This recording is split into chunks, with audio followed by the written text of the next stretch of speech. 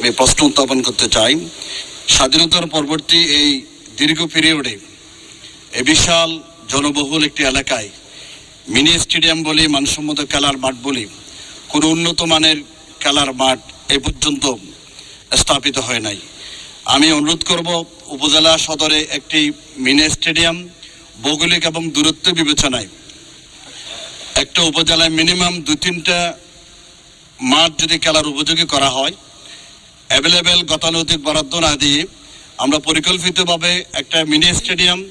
আর 2-3টা ভৌগোলিক এবং দূরত্ব বিবেচনায় যদি খেলার মাঠকে উপযোগী করতে পারি,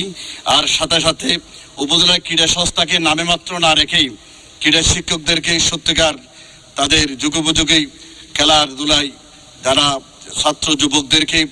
মোবাইলমুখী না করে, মোবাইলে জুয়া খেলা থেকে শুরু করে ছাত্র যুব সমাজ ধ্বংস হতে যাচ্ছে, উপজেলা ক্রীড়া সংস্থা